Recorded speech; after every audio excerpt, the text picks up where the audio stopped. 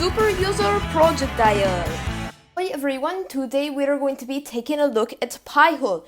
You can block online ads with this, a Raspberry Pi. You can do this with the cheapest Raspberry Pi model available, or the second to the cheapest, the Raspberry Pi Zero Wireless, or you can even get the $5 Raspberry Pi Zero without wireless, and you can use an Ethernet adapter, which I recommend doing. So you can use something that plugs into a USB port and it has Ethernet like this, and so then you can take your USB adapter, so you can convert this to regular USB, plug that in, and there you go. So for $5 you can get the Raspberry Pi you need to do this. That is, very cheap for basically a computer, although you're just going to be using it to block ads. So you will also need to complete first time setup of these, which is pretty easy. You just need to set up Raspberry Pi OS, and then you will need to get the software installed. But let's talk a little bit about this. So I recommend using an Ethernet connection because it will be more stable. And so you basically set this as your DNS server, and so I don't guarantee that it will block every ad because it has a block list of things that it knows are ads, but that may not be 100% accurate, and so you may not have every ad blocked, but a lot of them will be blocked anyway, and it will make a much better experience. You will not need to install any browser extensions to block ads or anything like that. And it will reduce the load on your devices because it will all be done by this Raspberry Pi that can sit, by a router or something. And so I think this is a very good way of blocking ads. You can just use these. And so then, if you don't want to block ads for a certain thing, you can remove that from the block list and you can make your own custom block list. But anyway, that is basically how this works. And so you will just need to get your Raspberry Pi set up as normal, and then you can continue on in the process. And another thing to mention, this also blocks in-app ads. And so if you have an app that has ads, it will block those as well, which a browser extension could not do. So let's get into the setup process. So now I'm going to show you how to install the Pi-hole ad blocker.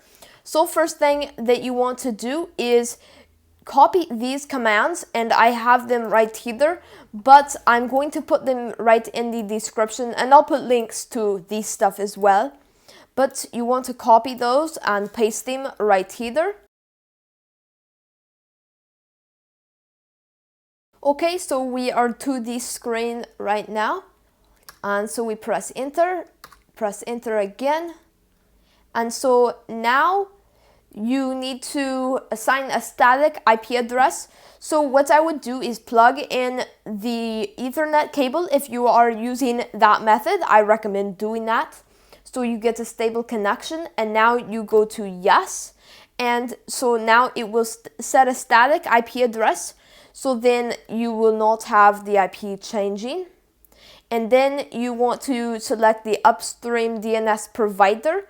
And so you can just do Google right here.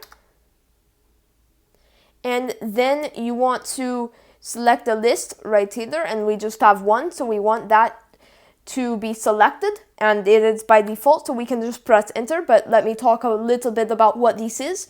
So this is basically a list of sites that are known to be sites that provide ads.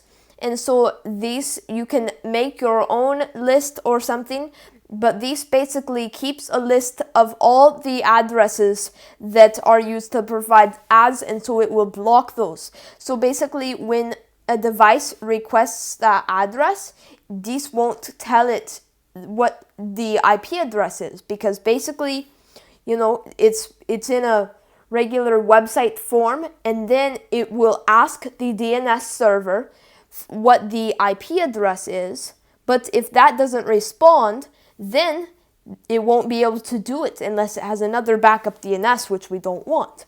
Anyway, so you press enter right here, And then you want to select these, so you can just leave it at the default and press enter. And now, do you want to use your current network settings as a static address? That should be just fine. So you press enter. And so it just gives you this warning right here, but you can just press enter and press enter. And then it will ask you if you want to install the web admin interface, and you want to.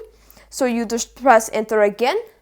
And then it will ask you if you want to install the web server, and so you just press enter again, and you press enter again, and then you can select a privacy mode for FTL.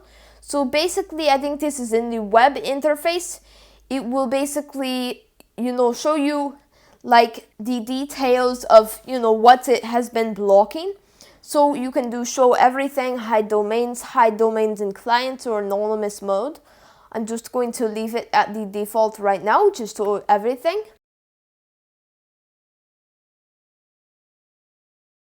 And here we are. So we can see this right here, and so we can just press enter, but we just want to keep note of this. So you can access it at pi.hole/admin, or you can use the IP address.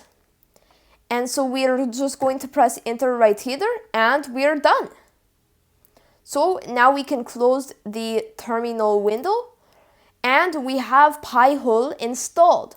So if we go here and we go to the web interface, we can go pi.hole. Actually, maybe that won't work. Okay, I think this does it. That must be, I don't know. That doesn't make sense how that would work. So maybe do the other one. And it's not working. And that might be because I was trying some other web server things on here.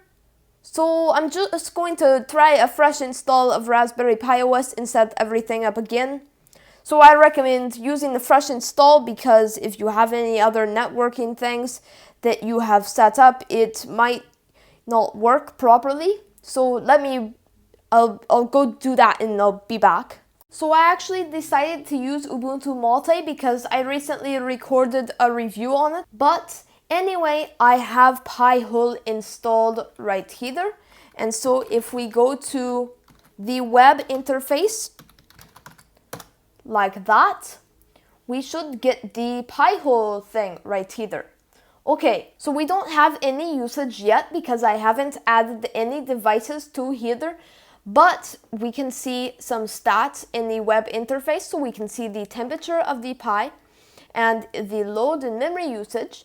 And then we can see stats right here. So we can see, basically how many ads it's blocked and stuff like that. But we don't have any devices set up to use these. So that is the next thing that we need to do. We need to set up our devices to use these ad blocker. We have it all set up on the Pi, but let's go over to the other devices. So I just want to say something really quick. The easiest way to have all your devices use these is to modify your router settings. However, I'm not going to show you that because it varies depending on your router. And so even if I did show you, it would be probably different on yours. So I'm not going to show you that, but that's what I would recommend doing, is basically going into your router and changing the default DNS. But let's go over to my iPhone. Okay, so here I am in settings on my iPhone, and so my Wi-Fi networks are here, and so the one that I'm connected to, or my main one, you want to connect to it, and then you want to press the little info button right here, and it will bring up all your settings right here. And so then what you want to do is go to the DNS part. So scroll down to configure DNS, you want to tap on that, and then you want to change it to manual. And so basically just remove all the DNS servers right here, and then you want to do add server and type the address of your Raspberry Pi, the IP address where it gave you in the terminal, to set up on your devices. And so you want to type that in there and you want to click save. And now you should be all set up, so make sure your connection works and you should have ads blocked on your iPhone. So I'm going to show you some other devices just so you can kind of get familiar with how to do these.